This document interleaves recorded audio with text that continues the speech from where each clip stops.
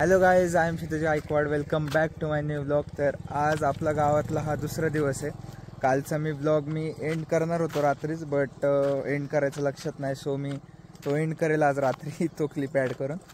So आज सकाळ सकाळी आपले बाप्पा एक नैसर्गिक ब्रश एकदम ब्रश करतात. ते फुल इतकं मोठं झाड फांदी घेतली त्यांनी आणि मला मग करमत होते, पण मला जमत नाही त्याच्याने, उलटीसारखं होतं. सो आता इथून आंघोळ वगैरे करून आपण जाणार आहे बुसनीला, धाराशिव. सो तिथे गाव वगैरे दाखवेल आणि जे पण धान्य आलं आहे ते घेऊन जायचं आहे आपल्याला घरी. आणि त्याच्यानंतर मग परत 11 तारखेला 11 तारीख पूर्ण घरीच राहणार आहे. 12 तारखेला परत प्लॅन्स आहेत, मग त्याचा पण ब्लॉग येईल. So stay tuned. Guys, fresh होऊन आपण निघालोय आता धाराशिवला. सो असा एक विषय झाला आहे की टेम्पोचा जो सायलेन्सर आहे तो इंजिनपासूनच फाटला आहे, म्हणजे तुटलाच ऑलमोस्ट. सो ते आता वाचतंय, म्हणजे काय प्रॉब्लेम तर नाही आहे जाऊपर्यंत घरी. बट तरी आम्ही चेक केला आलूरमध्ये आणि आचलेला आपण निघालो आहे आचलेवरनं सकाळीच. सो आता इथं आपण आलूरमध्ये आलूरचे पेढे घेऊ. फेमस आहेत आलूरचे पेढे खूप इथले. समोर शॉप्स आहेत सगळे. अरे या ब्राईटनेस फुल आहे.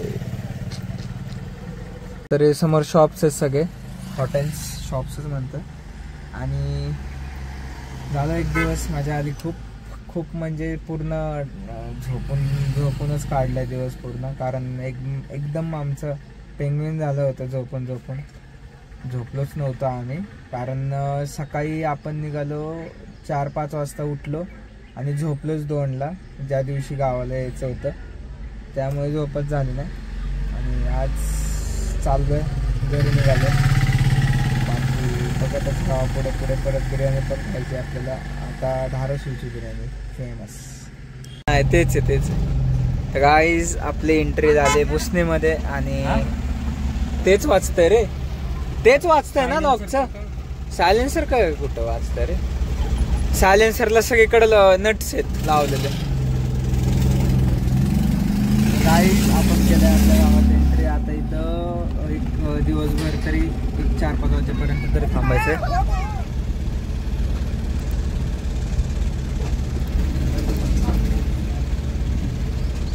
इकडून त्याने मागून हा इकडून टाक ना पप्पा, इकडून जाऊ दे का? हो इकडून घे, समोरचा रस्ता. पुढं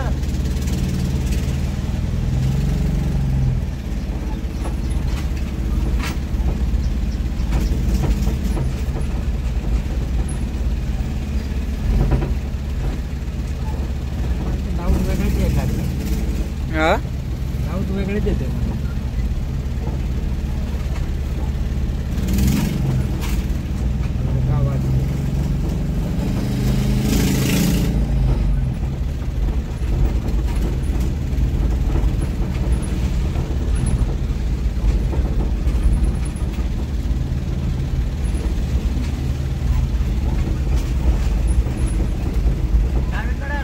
इकडं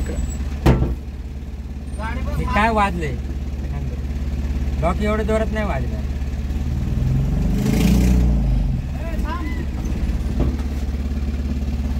काल एकदम सरळ मागलं होतं ना, मागून ते दारात जात होते.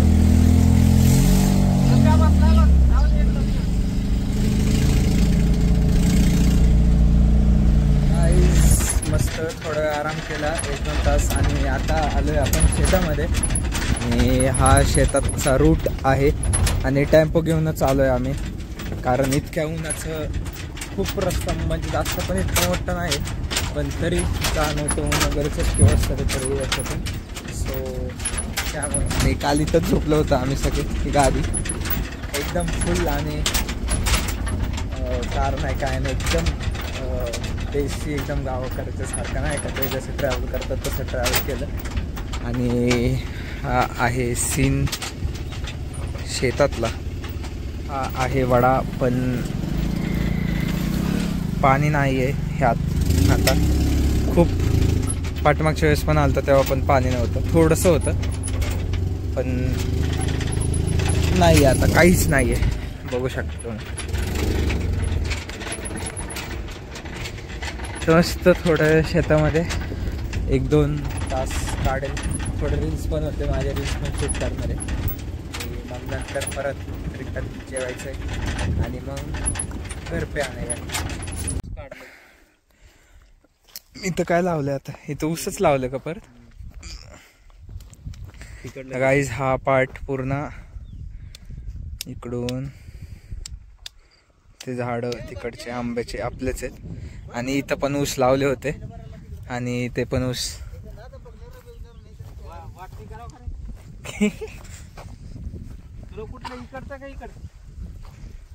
त्याला नको कुठलं, तुम्ही तो मलाच देणार आहे सगळं.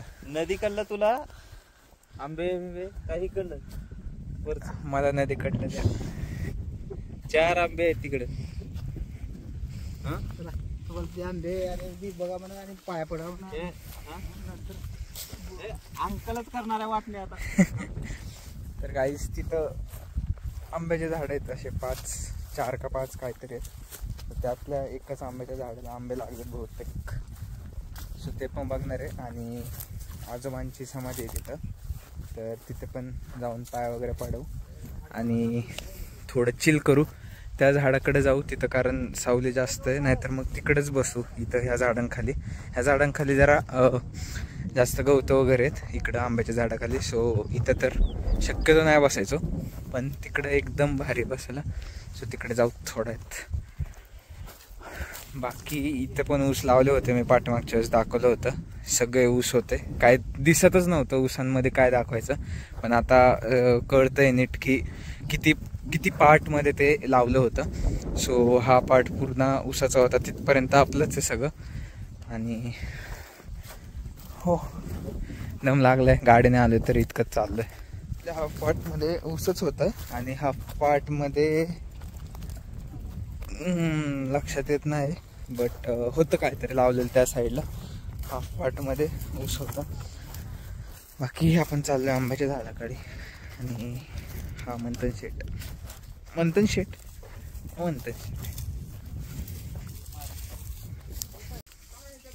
गाईस हे आहेत आंबे. आणि इकडं समाधी आहे ह्या साईडला. आंबे काय भारी दिसत होता फोटो. त्या साईडला समाधी, पाय पडू जाऊन. पाणी आहे गाईज वड्यामध्ये, जास्त नाहीच आहे. पाठमागच्या वर्षी पण नव्हतं.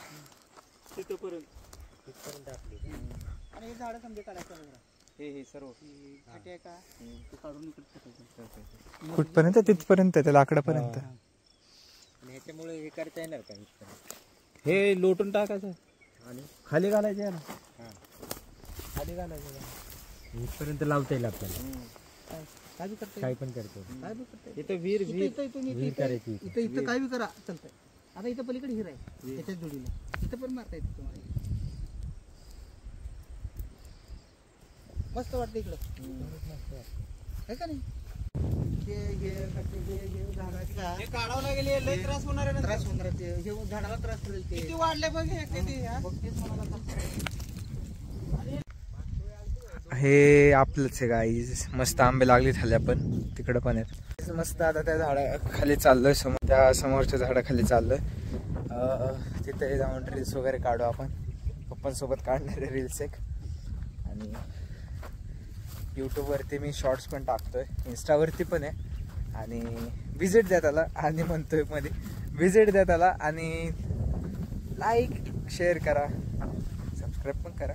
मी जास्त हे बोलत नाही, बट आता बोलतोय ब्लॉगमध्ये. आणि हे गहू काढलेलं आहे सगळं समोरचं. हेच आता घ्यायला आलोय आम्ही. आणि कार्यक्रम पण होता काल, सो ते पण करायचं होतं आणि हे पण घेऊन जायचं होतं, त्यासाठी आलो होतो. बाकी समोर ऊसच लावलेत परत. तिथं टेम्पो आहे आपले. आता ऊन थोडं इतकं लागत नाही, चटके बसत नाही, कारण आता वाजलेत 3:30. पण तरी इतकं चटके बसत नाहीत. नाहीतर दुपारी आलं असं खूप चटके बसले असते. एवढं सनस्क्रीन लावली त्यामुळे इतकं काय वाटत नाही. आंबे घेतलेत गाईज आणि भरपूर पडले तिथं खाली ह्या झाडाखाली. सो भरून घेतले तिथं मस्त. गाईज आता निघालोय आम्ही गावातून. मस्त मजा केली, आंबे वगैरे घेतलेत मस्त भरपूर. आणि इथून आता जेवणारे जेवण मग घरी निघणारे. आणि भेटूया परत पुढच्या नवीन ब्लॉगमध्ये. कारण उद्या परत जाणारच आहे व्हिडिओ काढवायचा ते. तर ही शेती होती, एंट्रन्स होती. आता ह्याच रस्त्याने परत आम्ही घरी येतोय. आणि हा पूर्ण रस्ता आतमध्ये शेती आणि आपलं घर दाखवतो तुम्हाला. घराची इथं पण जायचं आहे. पडलेलं घर दाखवलं होतं पाठीमागच्या वेळेस तुम्हाला.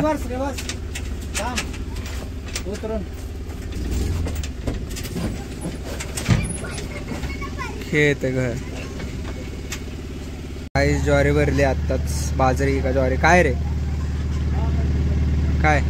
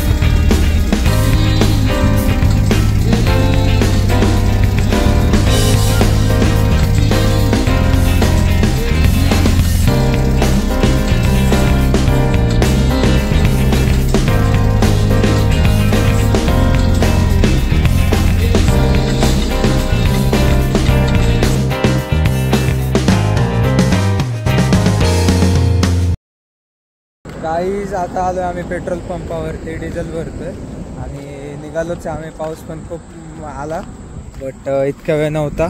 सो आता निघालोय आम्ही. डिझेल भरतोय. डिझेल भरून मग परत ऑन द वे. हार्डवेअरमध्ये गेलो होतो तापडतरी घ्यायला. जे पण आपण ज्वारी वगैरे घेतले त्यासाठी त्याच्यावरती टाकायला. कारण पाऊस आला अचानक तर सांगतात नाही.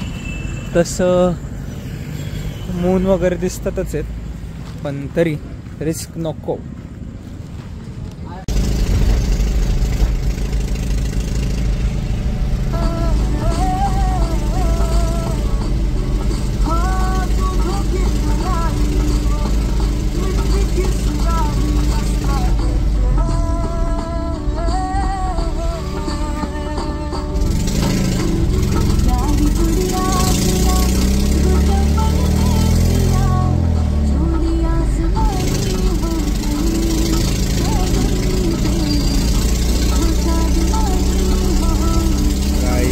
आता थांबलोय आम्ही पेट्रोल पंपावरती. 90 किलोमीटर आहे आता इथून पुणे.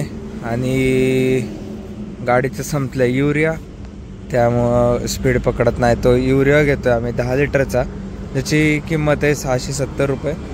सो ते घेऊन जाऊ आम्ही. प्रॉब्लेमवरती प्रॉब्लेम झालेत. सायलेन्सर पण फाटलाय. परत गाडीत बॅटरीचा का प्रॉब्लेम सिम्बॉल दाखवतोय काय माहिती. आणि युरिया पण संपलाय असं मामा म्हणतोय की. काय नाही धर ना तसं दाबून धर समोर. जास्त नको दाबू.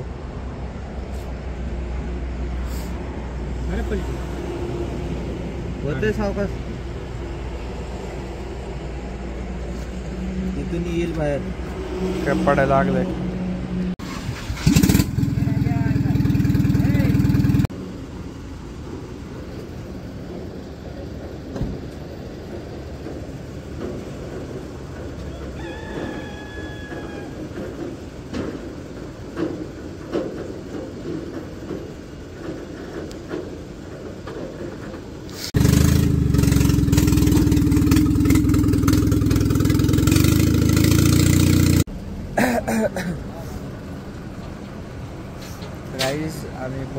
होतो 2:30ला, पण आता इतकंच वाजतात आम्हाला 5. अजून 102 किलोमीटर आहे आणि टोईंग द्यायला गाडी आली आहे. कारण ते युरिया आपण जे टाकला होता तो युरिया पहिलंच संपला, कारण त्यामुळे तो चॉकअप झाला होता बहुतेक सायलेन्सर, असं त्यांनी रिझन दिलं आहे. आणि त्यामुळे सायलेन्सर फुटला आहे. सो ते बघू आता नक्की काय कारण आहे. त्यामुळं टोईंग देण्यासाठी गाडी आली. आता इथून आम्हाला त्या गाडीतच बसून जायचं आहे आणि इथून अजून आम्हाला 2 तास लागणार घरी जायला.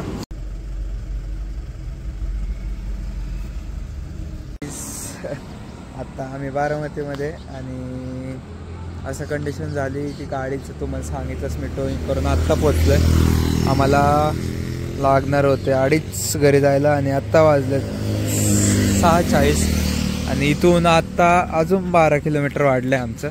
आणि आत्ता MIDC मध्ये आम्ही बारामतीच्या, बघू शकता तुम्ही. आणि दुपारी प्लॅन होता माझा, आता तो प्लॅन मला कॅन्सल करावा लागणार आहे बहुतेक. बघूया आता कधी पोचतं कधी नाही. फुल गाडी आवाज मारते.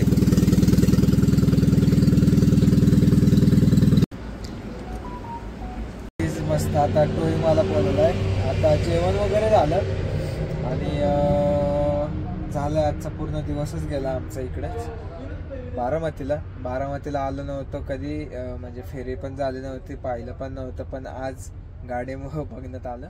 बाकी खूप कंटाळलोय, ऊन पण उन्हामुळे एकदम सुस्ती आहे. खाल्लं पिल्लं केलं की झोप येते.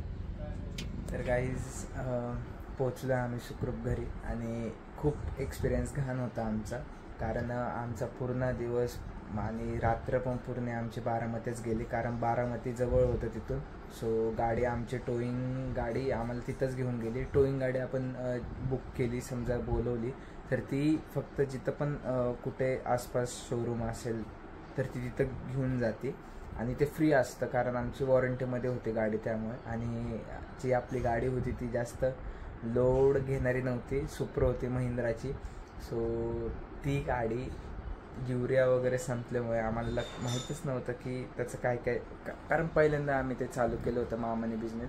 सो मामाला पण इतकं माहीत नव्हतं त्यातलं. युरिया संपला, युरियाचं सिम्बॉल येत होतं पण त्यांनी लक्ष नसेल गेलं. सो त्यामुळे काय झालं की युरिया आपले एअर पोल्युशन वगैरे कमी करतं, सायलेन्सरमधून जे पण धूर येतो वगैरे ते. आणि त्यामुळे असं झालं की युरिया संपला.